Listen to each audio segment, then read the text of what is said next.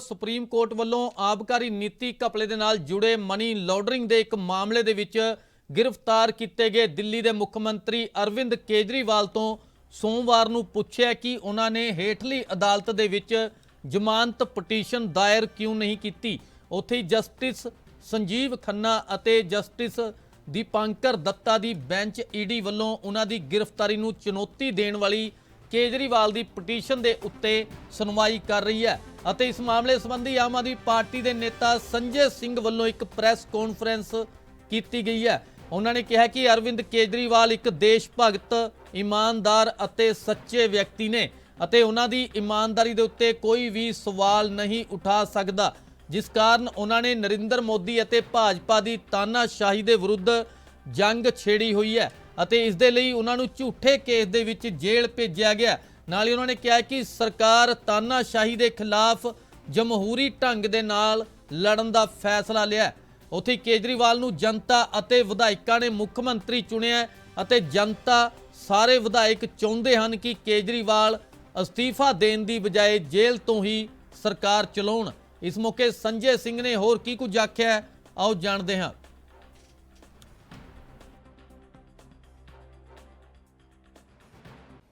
माननीय उच्च न्यायालय के प्रति पूरा सम्मान व्यक्त करते हुए मैं ये कहना चाहता हूं कि अरविंद केजरीवाल जी एक सच्चे देशभक्त हैं। उनकी देशभक्ति, उनकी निष्ठा, उनकी ईमानदारी पर कोई सवाल नहीं उठा सकता।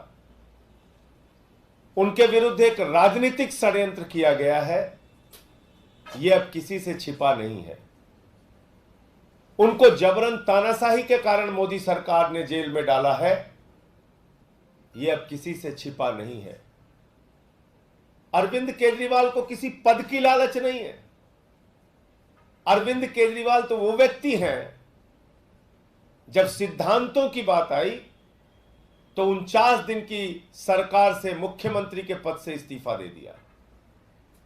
अरविंद केजरीवाल वो व्यक्ति हैं जिन्होंने आईआरएस की नौकरी को लात मारकर देश की सेवा का संकल्प लिया। यह किसी पद के लालच का सवाल नहीं है, यह तानाशाही के खिलाफ लड़ने का सवाल है। उनका इस्तीफा न देने का निर्णय केंद्र सरकार, भाजपा सरकार की तानाशाही के खिलाफ लोकतांत्रिक ढंग से अपने अधिकारों का इस्तेमाल करने का निर्णय है।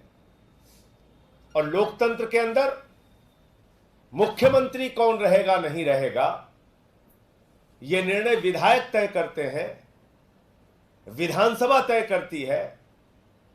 और पिछले 6 महीने के अंदर 3 बार विधायकों ने उनको अपना नेता माना है, उनके नेतृत्व में दिल्ली की सरकार चलेगी यह फैसला लिया है, और जेल जाने की परिस्थिति में भी जेल से सरकार चलेगी यह प्रस्ताव पारित किया है। अब सवाल आता है कि यह स्टैंडिंग कमेटी का जो फैसला है, इसके लिए अगर कोई सबसे ज्यादा जिम्मेदार व्यक्ति है तो भारतीय जनता पार्टी के इशारे पर काम करने वाले एलजी महोदय जिम्मेदार हैं। इसके लिए आपने मनमाने ढंग से बीजेपी के नेताओं को नियम और कानून ताक पे रख के एल्डरमैन बना दिया। आपने उनको वोटिंग राइट भी दे दिया, जिसमें आपको मुंह की खानी पड़ी, वोटिंग राइट उनकी छीन गई। मामला माननीय सर्वोच्च न्यायालय में विचाराधीन है, और ऐसे समय में जब मामला सर्वोच्च न्यायालय में एल्डरमैन के विषय में विचाराधीन है, हाउस ने तय किया कि दिल्ली के संबंध में जो भी निर्णय लेना है, विकास संबंधी या खर्च से संबंधी, उसका फैसला हाउस करेगा, एमसीडी का सदन करेगा। तो एमसीडी के सदन में फैसला लिया जाएगा, इसका एक तरीका निकाला गया। स्टैंडिंग कमेटी का गठन नहीं हो पा रहा है या काम में जो भी अवरोध उत्पन्न हुआ है, उसके लिए सीधे तौर पर नाजायज तरीके से नियम और कानून को ताक पर रखकर बीजेपी के इशारे पर एलजी साहब ने जो एल्डरमैन बनाया वो उसके लिए जिम्मेदार है। मैं सिर्फ इतना कहना चाहता हूं अरविंद केजरीवाल जी एक सच्चे देशभक्त की तरह दिल्ली के लोगों की सेवा कर रहे हैं।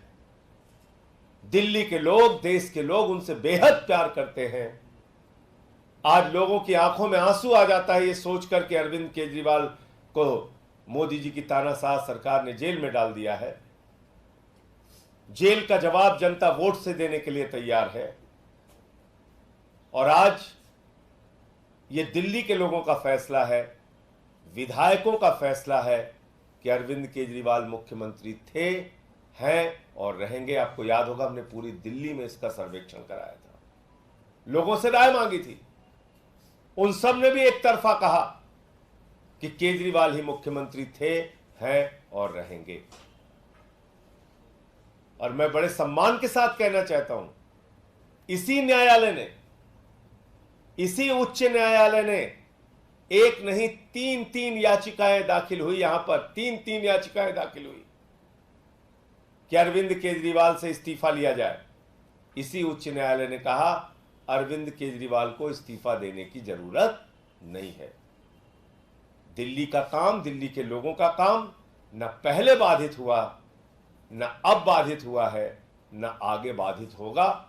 हमारे जिताइए, कौन सा काम ठप है? सारे काम जैसे पहले चल रहे थे वैसे आज भी चल रहे हैं।